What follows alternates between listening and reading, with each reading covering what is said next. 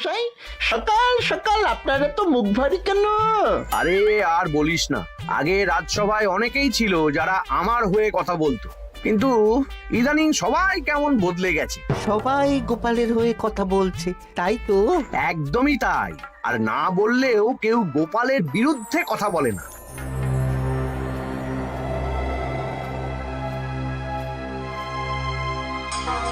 কি মন্ত্রী মশাই, আজকাল তো আমার কথা আর মনেই পড়ে না, ভুলে গেছেন নাকি?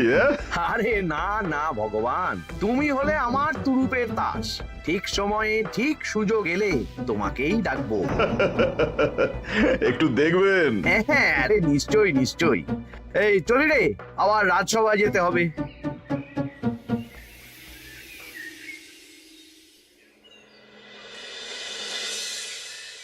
আচ্ছা, তোমরা বলো তো, আমাদের রাজ্যের সার্বিক উন্নতির জন্য সবার আগে কি দরকার? মহারাজ, আমি বলবো, বলো গোপাল। সততা আর শিক্ষা, এই দুটো জিনিস মানুষের মধ্যে থাকলে রাজ্যের উন্নতি কেউ আটকাতে পারবে না মহারাজ। একদম ঠিক বলেছ পণ্ডিত, তুমি তো শিক্ষার কাণ্ডারি। তুমি কি বলতে চাও এই ব্যাপারে? মানে কিভাবে শিক্ষার আরো উন্নতি করা যায়? মহারাজ, আমি তো মনে করি পুঁথিগত শিক্ষাই শুধু শিক্ষা নয়, মানুষের ভেতরে যে পূর্ণতা আছে সেটাকে ফুটিয়ে তোলার নামই হলো শিক্ষা। যেমন? কেউ যদি খেলতে ভালোবাসে সে খেলোয়াড় হবে, গান করতে ভালোবাসলে সে গায়ক বা গায়িকা হবে।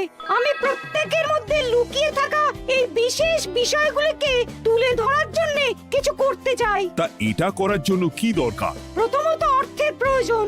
আমাদের আরো অনেক টুল খুলতে হবে, সেখানে এক একটা জায়গায় এক এক রকমের শিক্ষা প্রদান করা হবে। এটা ভালো প্রস্তাব। আমাদের রাজ্যে গায়ক, নৃত্যশিল্পী, অঙ্কন শিল্পী, খেলোয়াড় সব তৈরি হবে। দেশ বিদেশে রাজ্যের নাম উজ্জ্বল হবে। মহারাজ, একদম এসব উল্টো পাল্টা খরচ করবেন না। কেন কেন? মহারাজ, রাজকোষে প্রথমত বেশি অর্থ নেই, যে কোনো সময় যুদ্ধ লাগতে পারে। তাই আমাদের উচিত প্রথমে এসব না করে কামান, গোলা বারুদ, ঢাল, তরোয়াল এসব কেনা। ঠিকই বলেছ। কদিন ধরেই শুনছিলাম সীমান্তবর্তী এলাকায় ইংরেজ সেনারা নাকি ঘুরঘুর করছিল। পণ্ডিত মশাই, আপনার এই সব পাণ্ডিত্য অন্য জায়গায় ফলাবেন কেমন? এসব করে লাভের লাভ কিচ্ছু নেই। কাউকে যদি ইংরেজরা গুলি করে সে কি গান শোনাবে? হ্যাঁ, মন্ত্রীর কথায় যুক্তি আছে। মহারাজ, আপনি বরং পণ্ডিত মশাইকে কিছুদিনের জন্য ছুটি দিয়ে দিন। পণ্ডিত মশাইয়ের মাথার একটু বিশ্রাম দরকার। হ্যাঁ পণ্ডিত, তুমি বরং দিন 15 জন্য তীর্থে ঘুরে এসো। যথা আজ্ঞা মহারাজ।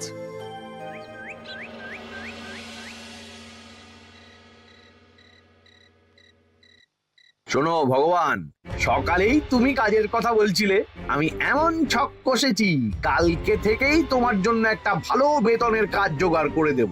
শুধু যা বেতন পাবে তার অর্ধেক আমাকে দিতে হবে, কেমন? রাজি রাজি। কি কাজ বলুন? শোনো, বাহ বাহ, দারুণ দারুণ, হয়ে যাবে কাজ।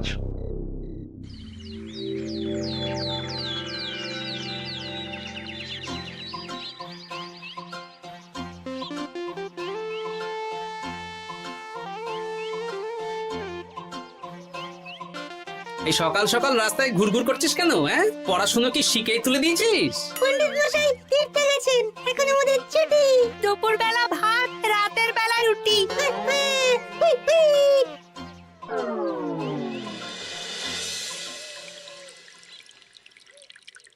মহারাজ, গতকাল পণ্ডিতকে ছুটি দিলেন আর আজ পাঠশালার সব ছাত্রছাত্রী সকাল থেকে ঘুরঘুর করছে। কি, তাহলে তো মুশকিল। মুশকিল আসান করার রাস্তা আমার কাছে আছে মহারাজ।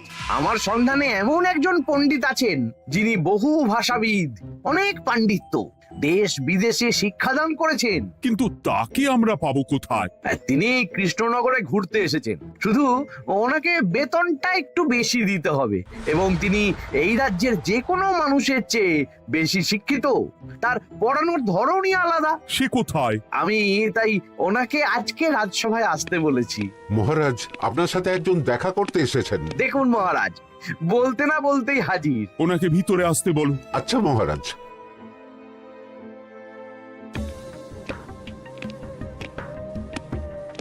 প্রণাম কৃষ্ণচন্দ্র, আমাকে আপনার মন্ত্রী ডেকেছেন, তাই এলাম।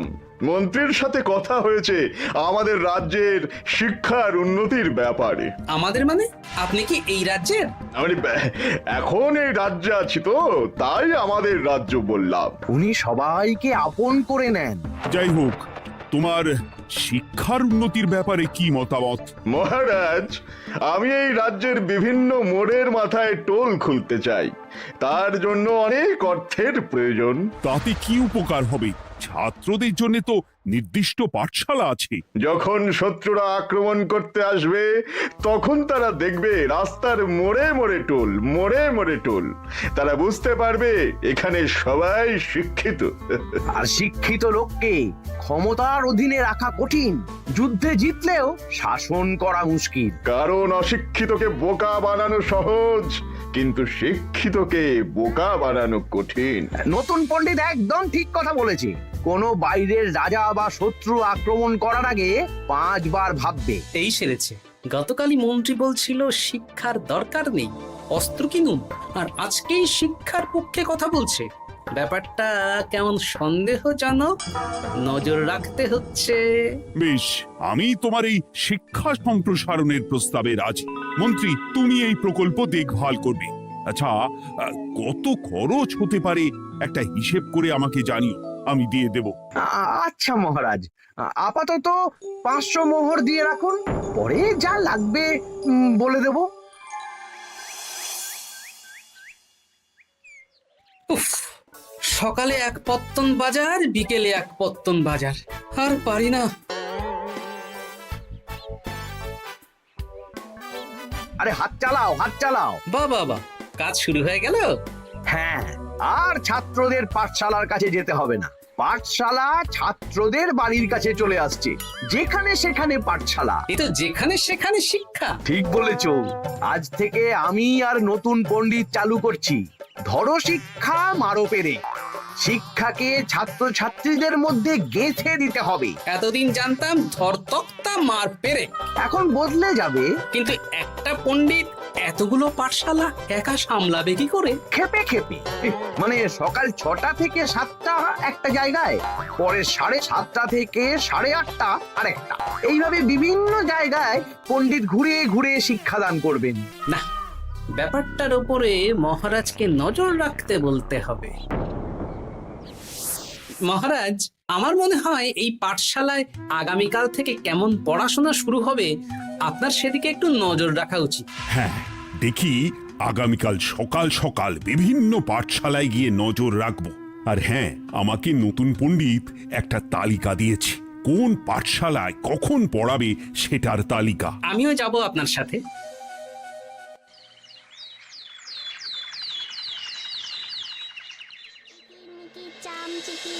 কাটা মজুমদার ধে এলো দামোদর, দামোদরের হাঁড়ি কুড়ি, দুয়ারে বসে চাল কুড়ি। দেখি কুটি, তোরা এই কিরমিকির খেলছিস? নতুন পণ্ডিত কোথায়? উনি তো এই মাত্র দক্ষিণের পাঠশালায় গেলেন। ন্যাপলা আর গুলটে আজ থেকে ওখানেই গেছে। ওদের দুজনের বাড়ি কাছাকাছি তো, তাই। আচ্ছা চলো তো গোপাল, দক্ষিণেই গিয়ে দেখি।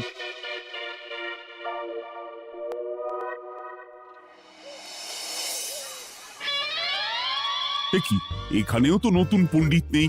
নতুন পণ্ডিত মশাই আমাদের একের নামটা মুখস্থ করতে দিয়ে চলে গেলেন। একের নামটা? এসব কি হচ্ছে?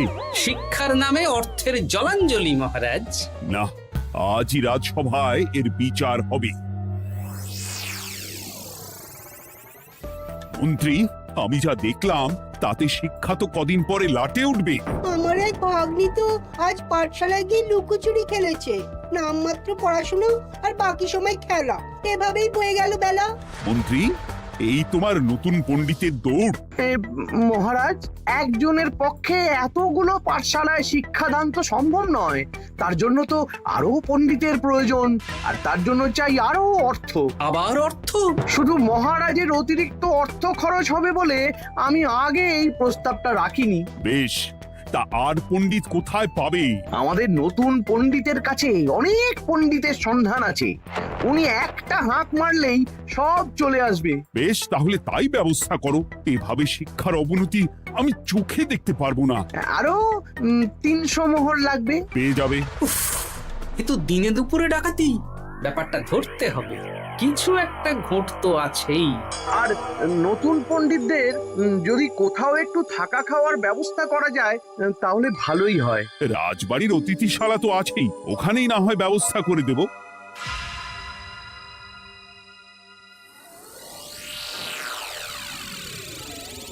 শোন বটা ঘটা আর কেলে পচা, তোদের এইবার এই ভগবানের মতন শিক্ষাদান করতে হবে। আরে আমি তো শিক্ষা বানানই জানি না। সে না জানলেও হবে, শুধু দাড়ি গোফ লাগিয়ে নকল পণ্ডিত সেজে কালকে থেকে পাঠশালায় যেতে হবে। কাকে কোথায় যেতে হবে সব আমি বুঝিয়ে দেব। আচ্ছা,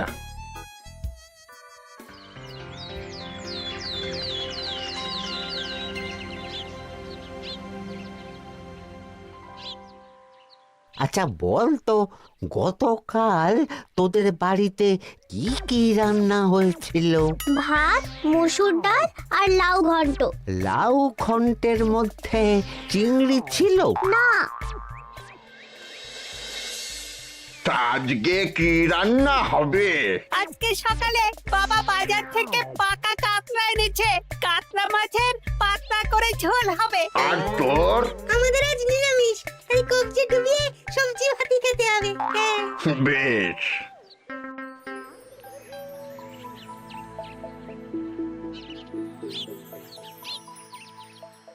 বল, আজকে তোরা কি কি শিখলি? আমি লাউ ঘন্ট। আমি সবজি ভাত। আমি কাতলা মাছ। কি বলছিস কি? আজকে তো পাঠশালায় এই সব আলোচনাই হয়েছে। এবারে ব্যাপারটা একেবারে সহ্য সীমার বাইরে চলে যাচ্ছে। দাদু, আমাদের আগের পণ্ডিত মশাই ভালো ছিলেন। উনি কোথায় চলে গেলেন? মন্ত্রী মশাই ছলে বলে কৌশলে ওনাকে তীর্থে পাঠিয়েছেন। না, এখন আমাকে মন্ত্রী মশাইয়ের উপরে নজর রাখতে হবে।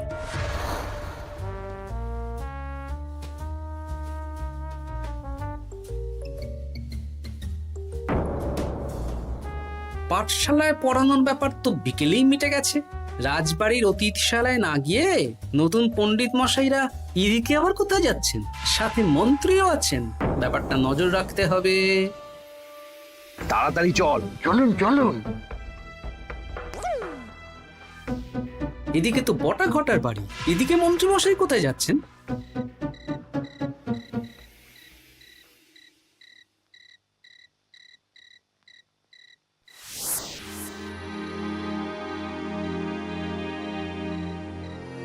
তারপর তোমরা সবাইকে কি শিক্ষা দিলে? শিক্ষে সে আমাদের শিক্ষা নেই, চুরি করে দিন চলে। আমি কি করে শিক্ষা দেব? আরে ছাইপাশ দাড়ি গোঁফ থাকলে কি কুটকুট করে? যা বলেছিস বটা। আরে আরে আহারে করছিসটা কি? ভালো রোজগার পাতি কি তোদের সহ্য হচ্ছে না নাকি? ভগবানকে দেখ, সেই কবে থেকে দাড়ি গোঁফ লাগিয়ে পণ্ডিত মশাই সেজে আছেন। আমারও প্রথম দিন একটু সমস্যা হচ্ছিল, এখন সামলে নিয়েছি। আর আমাদের এই সব আলোচনা একদম করা উচিত না। বলছি মন্ত্রীমশাই, আমি কি শুধু এই পাঠশালাতেই পণ্ডিতের অভিনয় করব, নাকি রাজসভায় বসার সুযোগও পাবো? কালকেই এই ব্যাপারটা দেখছি। আগে তোমাকে রাজসভায় ঢোকাবো, তারপর এক এক করে বটা ঘটা কেলে পচা সব আমার দলের লোককে রাজসভায় ঢুকিয়ে নেব। আর রাজসভার বাকি সদস্যদের ফাঁকা করে দেবেন। একদম তাই। মহারাজ সহজ সরল মানুষ, এটাই একটা বড় সুবিধা। আচ্ছা, এই ব্যাপার। ঠিক আছে, আমি কদিন পরে ঠিক সময়ে একদম হাটে হাঁড়ি ভাঙবো।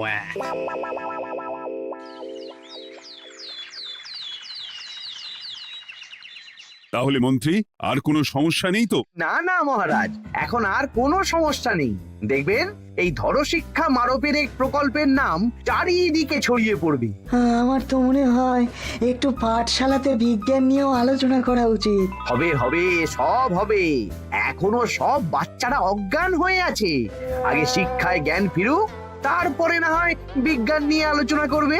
বিজ্ঞানী তো প্রস্তাবটা খারাপ রাখেনি। তুমি কি বেশি বোঝো? তাহলে তুমিই তো বিজ্ঞান শেখাতে পারো। আমি কবিরাজি শিক্ষা দান করতে পারবো। তোমার কবিরাজি শিখতে কেউ রাজি নয়, চুপ থাকো। আহ, দেখাই যাক না বাচ্চারা কেমন শিক্ষা লাভ করে। মহারাজ, বলছি কি, আমাদের পণ্ডিতের আসনটা তো ফাঁকাই পড়ে আছে। এখন যখন নতুন পণ্ডিত এসেই গেছেন, তাহলে ওই জায়গায় ওই তো বসতে পারে। কিন্তু পণ্ডিত তো তীর্থে গেছে, অবশ্য কদিন পরেই ফিরে আসবে। ও আসুক, তারপর না হয় আলোচনা করে একটা সিদ্ধান্ত নেব। পণ্ডিত মশাই না হয় এসে পুজো পাঠটাই করুক, কিন্তু রাজসভা এরকম ফাঁকা থাকলে কেমন একটা লাগে। বেশ, তাহলে তাই হোক। কালকে থেকে নতুন পণ্ডিত আমাদের পুরনো পণ্ডিতের জায়গায় বসবে। এইভাবে রাজসভা ফাঁকা করে যেতে হবে, তাহলে একদিন সবাই আমার পক্ষেই কথা বলবে, আর শেষে রাজাকেই সরিয়ে দেব।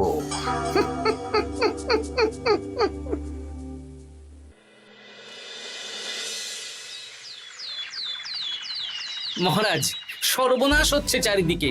চলুন চলুন, আমি পুরো বিষয়টা ধরে ফেলেছি। কি ধরে ফেলেছো? শিক্ষার নামে ষড়যন্ত্র চলছে মহারাজ। রাজসভায় চলুন, সব বলছি। আচ্ছা আচ্ছা, আসছি। হ্যাঁ বলো গোপাল, তুমি কি বলছিলে শিক্ষার নামে ষড়যন্ত্র নাকি? মানে গোপাল মস্করা করছে নাকি? রাজ্যে দারুণ শিক্ষাদান চলছে। মহারাজ, আমি দেখে ফেলেছি আমাদের নতুন পণ্ডিত আসলে কোনো পণ্ডিত নন। ইনি আপনাকে, আমাদের সবাইকে বোকা বানাচ্ছেন। তাই নাকি? ডাকো দেখি নতুন পণ্ডিতকে। এই তো মহারাজ, আমি চলে এসেছি। এই তো, ইনিই বদমাশি করছেন, শিক্ষার্থীদের ভবিষ্যৎ নিয়ে খেলছে। এই বল, আসল কথাটা বল। কি বলবো, এসব ভাড়ামো বন্ধ করো গোপাল। না বললে আমি কিন্তু ধুতি খুলে দেব। এই এই আরে কি হচ্ছেটা কি? এই এই এই এই সরো তো, সরো সরো। ব্রুম, ব্রুম, ব্রুম, কি হলো, কি হলো? ব্রুম, ব্রুম, জব্রুম। এই সেরেছে। গোপাল এসব কি বলছে? বলুন। ভুল বকছে কেন? ব্রুম, ব্রুম, গোপাল, তোমার কি হলো গো? কি বলছো তুমি? আমার কাছ হায়ন। বৈদ্য, তুমি একটু দেখো তো গোপাল ঠিক আছে তো? এই যে নতুন পণ্ডিত, তুমি তো অনেক ভাষা জানো, তুমি বুঝতে পারছো? মহারাজ, আমি দেখছি গোপালের মনে হয় বিশ্রামের প্রয়োজন। এই এই, তোমরা কয়েকজন মিলে গোপালকে রাজবাড়ির অন্দর মহলে নিয়ে চলো। চলুন, আমি যাচ্ছি। ওহো, গোপালের কি হলো? মাথায় লেগে গেল? ভাষা চলে গেল? সব এই নতুন পণ্ডিতের জন্য।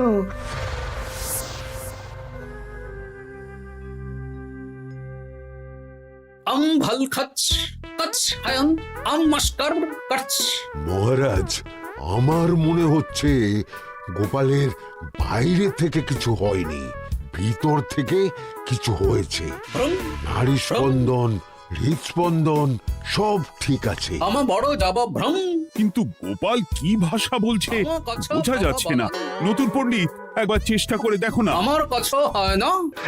এসব তো আমি কিছুই বুঝতে পারছি না মহারাজ। আপনি যে এত দেশ বিদেশে ঘুরেছেন, আপনি বুঝতে পারছেন না? এ আমার এখতিয়ারের বাইরে। তোমার বাকি পণ্ডিতদের নিয়ে আসো তো, যারা পাঠশালায় পড়ায়। আমি বুঝতে পারছি না, বটা ঘটা কেলে পচা কি বুঝবে? আমার বড় যাব ভ্রম, চপ করো ঘট, নল খাব মরব। কিছুই তো বুঝতে পারছি না। রাজসভায় কাউকে না দেখতে পেয়ে এখানে এলাম। ওই তো আমাদের পুরনো পণ্ডিত চলে এসেছে। শুনলাম গোপালের নাকি কি হয়েছে। এই পণ্ডিত, তুমি দেখো তো গোপালের নতুন ভাষা উদ্ধার করতে পারো কিনা। কি গোপাল, তুমি কি ভাষায় কথা বলছো? আমার মতর ভাষ কত বলো। ওই দেখো, আবার কি সব বলছে। আমো বছর তো পড়ছো, সবার সাথে মস্করা করছো। তম ঠক ধরছ। হ্যাঁ, এই পণ্ডিত, এটা কি ভাষা? ঘাবড়াবেন না মহারাজ, এটা পাতি বাংলা ভাষা। বাংলা ভাষা? গোপাল শুধু আকার ইকার উকার আর বেশিরভাগ স্বরবর্ণ বাদ দিয়ে কথা বলছে। মানে গোপাল তম কছ কছ বলো। আমার নাম গোপাল ভর। মহারাজ, গোপাল বলল আমার নাম গোপাল ভর। আমার অত বকন মহারাজ। এর মধ্যে আকার ইকার উকার এসব বসিয়ে দেখুন তো কি হয়। আমার নাম গোপাল ভাঁড়। আমার নাম গোপাল ভাঁড়। অত, আমি অত, বকা বোকা, নই মহারাজ। মহারাজ, আমি অত বোকা নই মহারাজ। এই তো সুন্দর ধরে ফেলেছেন। কি কেমন দিলাম? দেখলে আমাদের রাজ্যে মন্ত্রী ধরে আনা পণ্ডিতের পাণ্ডিত্য। সব এক একটা গাধা। হ্যাঁ, এ কি ভগবান, বটা ঘটা কেলে পচা। মহারাজ, এখান থেকে কি বুঝতে পারলেন? কি? শিক্ষার বাইরেও অন্যভাবে সমস্যার কি করে সমাধান করা যায়, তাও শুধুমাত্র উপস্থিত বুদ্ধি দিয়ে, যেটা আমাদের রাজপণ্ডিতের আছে। তা তো দেখতেই পাচ্ছি। আর সেই জন্যেই মন্ত্রী ওনাকে সরাতে চেয়েছিলেন, আর কিছুদিনের মধ্যে সব সভাসদদের সরিয়ে দিতেন। আমি সব মতলব শুনেছিলাম, আর এই দিনটার জন্য অপেক্ষা করছিলাম। আজকেই তো পণ্ডিতের তীর্থ থেকে ফিরে আসার কথা। তাই আজকে এই ছোট্ট নাটকটি করলাম। এবার মন্ত্রী আর এই 4 জন নকল পণ্ডিতকে আচ্ছা করে কারাগারে গিয়ে ধোলাই দাও। ধোলাই হলো ওনাদের জন্য উপযুক্ত এবং উচিত শিক্ষা।